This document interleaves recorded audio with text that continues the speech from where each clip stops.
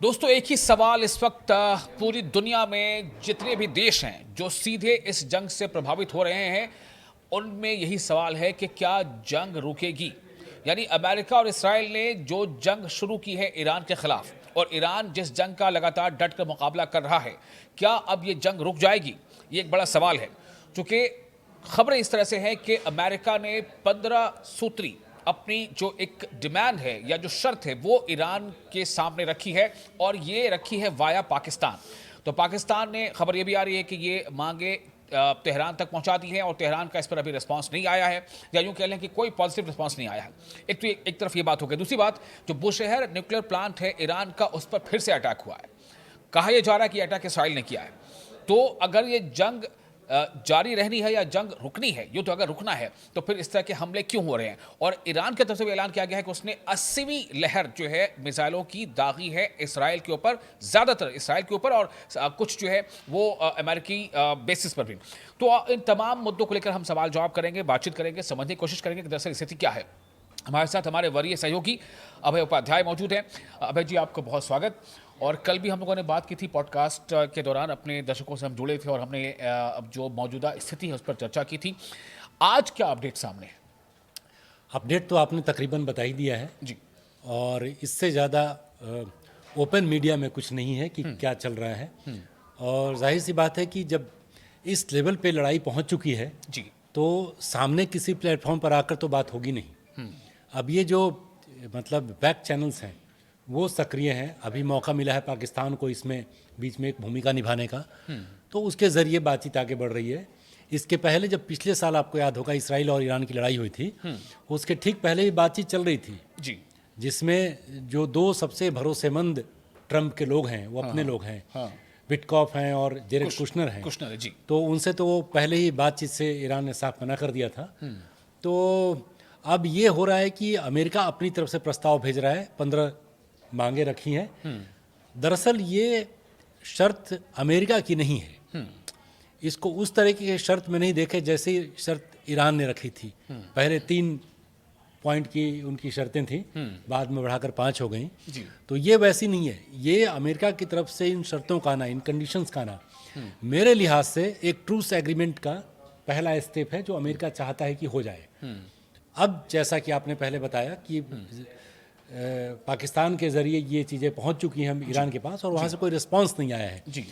पूरा का पूरा आगे क्या फ्यूचर कोर्स होगा इस वार का, इस बात पर डिपेंड करता है कि ईरान इनकी कितनी बातों को मानता है, और सबसे अहम बात कि वो जो अपनी शर्तों पर अड़ा है, क्या उसमें कोई लचीला रुख दिखाता है या उसके पूरा होने पर ही जी वो अपने पत्ते खोलेगा। जी।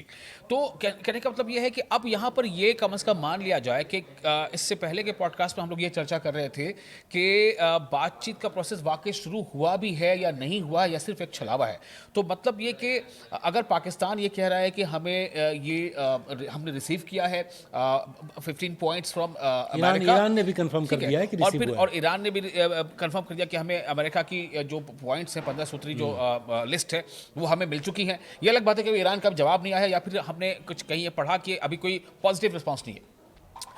तो मतलब ये माना जाए कि बातचीत तो हो रही है।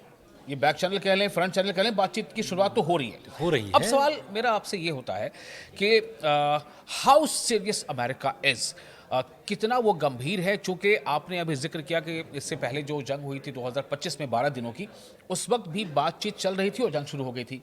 और न सिर्फ ये कि उस वक्त, बल्कि ये जो 28 फरवरी को जो हमला अमेरिका और इसराइल का हुआ है, इस दौरान भी बातचीत हो रही थी।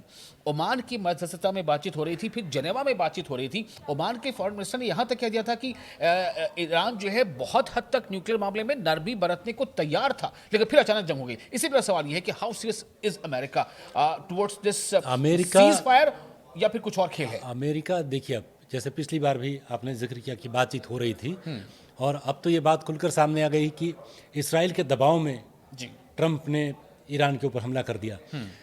अब 2 हमले हुए हैं। एक बार इसराइल ने अकेले किया पिछले साल जी, और कुछ ही महीनों के गैप के बाद फिर से दोनों ने मिलकर किया, और इन दोनों ही लड़ाइयों में ईरान कहीं से भी कमज़ोर पड़ता हुआ नहीं दिखा है। ठीक है। बल्कि हम मान के चलें कि वो भारी पड़ रहा है इन लोगों के ऊपर, क्योंकि स्ट्रैटेजिकली उसने जिस तरीके से अपने हमलों को अंजाम दिया है, उसने अब अमेरिका और इसराइल को ही नहीं, पूरे अरब वर्ल्ड को न सिर्फ उसने समेट लिया है बल्कि उनको हिला दिया है।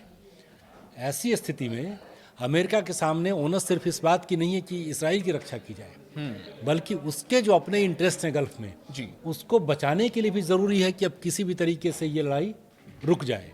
क्योंकि अब यहाँ से अगर लड़ाई आगे एस्केलेट होती है तो आप उस रास्ते पर जाते हुए देखेंगे जहाँ पर कि थर्ड वर्ल्ड वार की शुरुआत होती है। नहीं, अगर आप ये समझ पा रहे हैं अभी, या अगर आप ये स्टैंड है, आप मतलब जो भी हमारे पास रिपोर्ट्स आ रही हैं या जिसको हम समझ पा रहे हैं, अंडरस्टैंड कर रहे हैं, तो इसका मतलब है कि अमेरिका वाकई सीरियस है, अमेरिका अब नहीं चाहता है कि जंग हो आगे। निश्चित तौर पर, क्योंकि अमेरिका को आप ये देखिए कि इतने दिनों के बाद, हमने पिछली बार भी चर्चा की थी और लगातार हर एक पॉडकास्ट में चर्चा कर रहे हैं जी।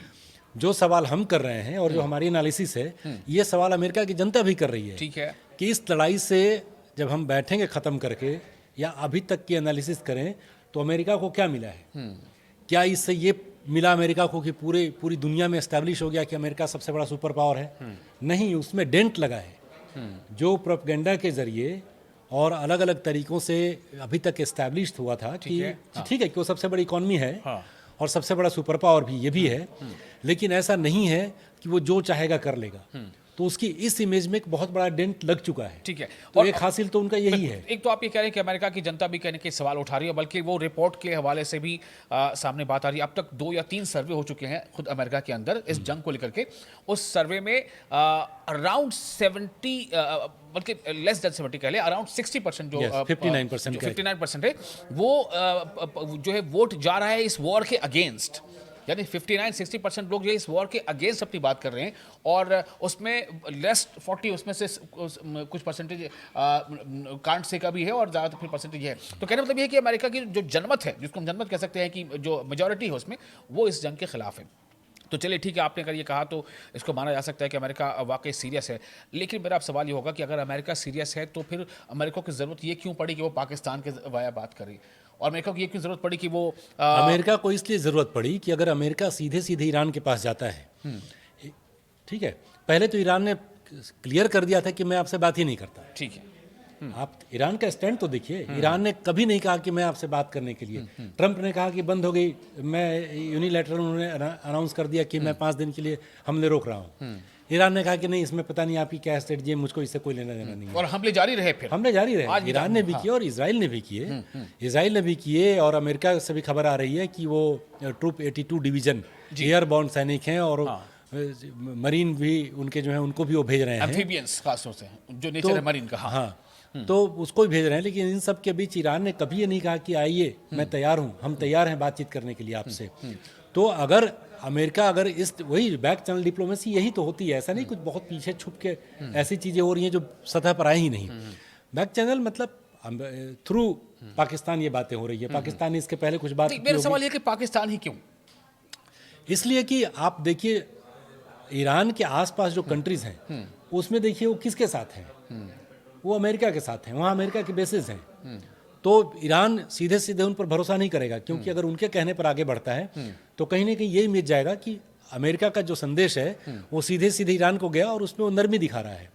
तो ईरान ने कहीं से भी स्ट्रेटजिकली भी और ये इमेज, ये इंप्रेशन देने की कोशिश नहीं की, बल्कि इसको तोड़ने की कोशिश की है कि हम अमेरिका दबाव में आके कुछ कर रहे हैं। पाकिस्तान के साथ ईरान के संबंध ठीक है, ये अलग बात है। कुछ लेकिन मेरा सवाल यहाँ पर ये है कि ये भूमिका तो भारत भी निभा सकता था। भारत उससे बड़ा है, ताकतवर है। भारत के रिलेशन ईरान के साथ ही बड़े अच्छे हैं, और अमेरिका के साथ तो खैर अच्छे हैं ही नहीं। पाकिस्तान की स्थिति अभी ये जरूर लग रहा है कि पाकिस्तान के थ्रू हो रहा है, लेकिन पाकिस्तान की गर्दन फंसी हुई थी इसमें।